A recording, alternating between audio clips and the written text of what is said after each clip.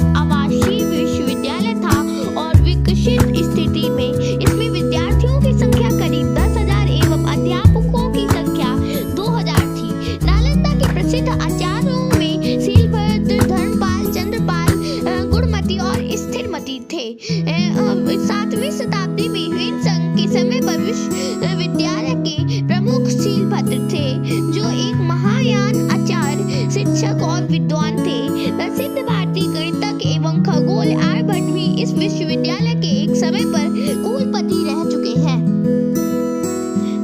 रत्नोदधि, रत्नसागर और रत्नरंजक एक पुस्तकालय भवन में 9 तालों का हुआ करता था।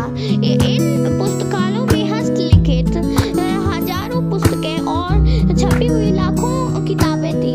कई दुर्लभ पुस्तक भंडार भी थे।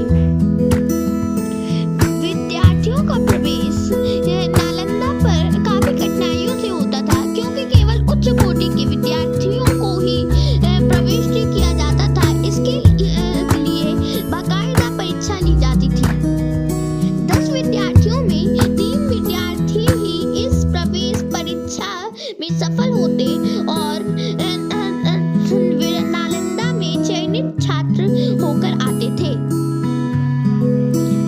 इस विश्वविद्यालय की चौथी से 11वीं सदी तक अंतर्राष्ट्रीय ख्याति रही थी, लेकिन बख्तियार खलजी नामक एक मुस्लिम तुर्क लुटेरे ने 1199 ईस्वी में इसे जलाकर नष्ट कर दिया। इस कांड में हजारों दुर्लभ पुस्तकें जल कर राख हो गई, महत्वपूर्ण दस्तावेज नष्ट हो गए। कहा जाता है कि वहां इतनी पुस्तकें थी कि आग लगने के बाद भी 3 माह तक पुस्तकें धू कर जलती रही। कहते हैं कि कई अध्यापकों और बौद्ध भिक्षुओं ने अपने कपड़ों में छुपा कई दुर्लभ पांडुलिपियों को बचाया तथा उन्हें तिब्बत की ओर ले गए। कालांतर में इन्हीं ज्ञान निधियों ने तिब्बत क्षेत्र को बौद्ध धर्म और ज्ञान के बड़े केंद्र में परिवर्तित कर दिया। कई इतिहासकार खिलजी ने नालंदा को क्यों जलाया, इस बात पर लेकर कई दावे करते हैं। उनमें से प्रमुख यह है कि एक समय पर बख्तियार खिलजी बहुत बीमार पड़ गया। उसके हकीमों ने इसका काफी उपचार किया पर कोई फायदा नहीं हुआ।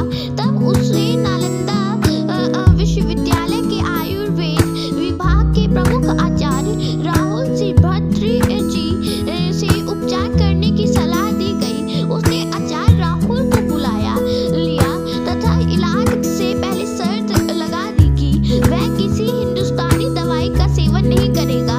उसके बाद भी उसने कहा कि अगर वह ठीक नहीं हुआ तो आचार्य की हत्या करवा देगा। बख्तियार खलजी ने 1199 में नालंदा विश्वविद्यालय में आग लगवा दी थी। उसका पूरा नाम इख्तियार उद्दीन मोहम्मद बिन बख्तियार खिलजी था। बख्तियार बिहार का वह मुगल शासक था। 1199 में लगाई गई थी आग।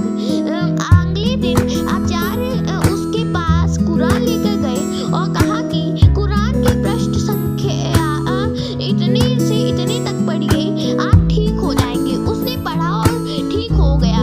उसको खुशी नहीं हुई, उसको बहुत गुस्सा आया कि उसके हकीमों ने इन भारतीय वैद्यों का ज्ञान श्रेष्ठ क्यों है।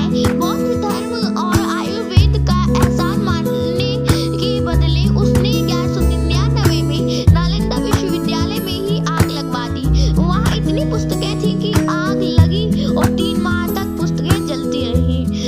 उसने हजारों धर्म आचार्यों और भिक्षुओं को मार डाला। खिलजी के ठीक होने